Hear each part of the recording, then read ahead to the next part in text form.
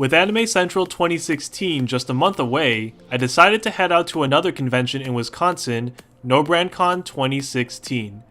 No Brand Con is Wisconsin's first and longest running anime convention. I've only heard of No Brand Con while I was at DaishoCon last year and got more details about the con while I was at Anime Milwaukee. So what was my experience like from the 2 days I was there? Now before I begin, I would like to talk about mini reviews which I am introducing for this channel. Mini reviews are reviews reserved for conventions where I don't spend all 3 days at. They are much shorter than my normal reviews, and the biggest difference is that I don't give a final score out of 5. I don't believe it's fair to give a con a score when I don't spend all 3 days there, but I do list all the things I liked and disliked about the convention. And with that, this is my mini review for No Brand Con 2016.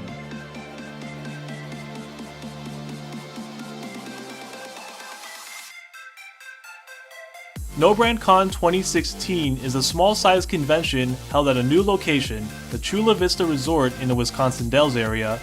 This con used to take place at the Plaza Hotel in Eau Claire, Wisconsin, roughly 2 hours away from the Dells.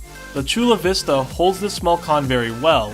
It was very easy to navigate, and I felt that the con made good use of all the panel rooms. When you walk into the Chula Vista, you'll notice that this hotel has a small cafe, a restaurant and bar, as well as a concession stand, so food should not be an issue at this convention. Though I do have to admit, I found getting to the Chula Vista to be a bit tricky.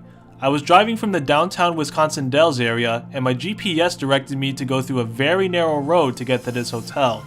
For those who plan on staying at hotels outside the Chula Vista, this is something you should really keep in mind, especially when driving at night. My biggest issue with this location was that it was very difficult to find parking. I had to go as far away from the entrance as possible to even have a chance to get parking. It was most likely because there were several non-con attendees who were staying at the hotel at this time. During my 2 days at No Brand Con, I never ran into issues with the con's organization.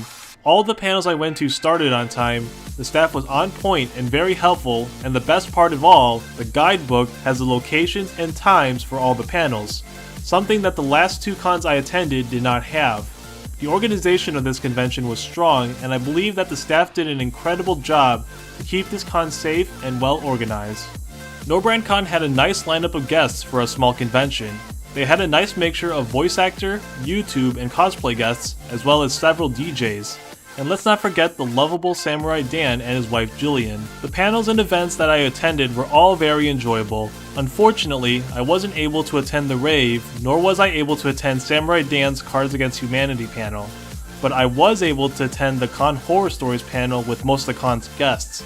That was an amazing panel, and the guests truly did bring the house down. But my favorite event, hands down, was the cosplay contest. It was a very nice cosplay contest with several creative cosplays. I will put a link in the description to the cosplay contest. Some of the cosplayers left me stunned at this event. Like all other small conventions, autographs were very easy to obtain at No Brand Con. Lines were very short, and you will probably get all your things signed and even have a photograph with the guests. No Brand Con had a great dealer's room.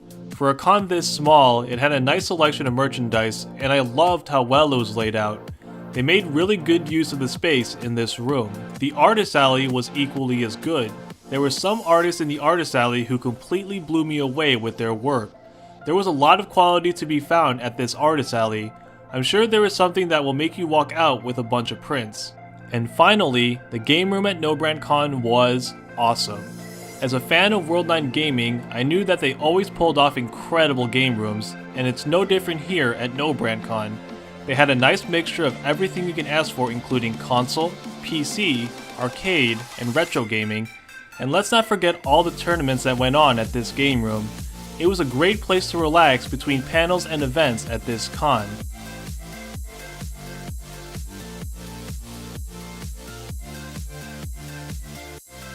Overall, I had a very good time attending No Brand Con 2016.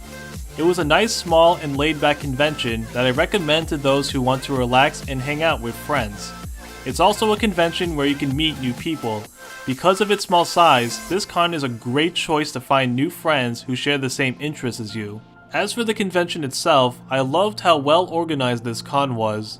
During my entire experience, I did not run into any organization issue at all. I also liked the dealer's room and artist alley. They had a great selection for a con this small, especially in the artist alley. Another thing I liked about the convention was the cosplay contest. I felt that they pulled off a great show and everyone had a great time with that event. Next is the game room.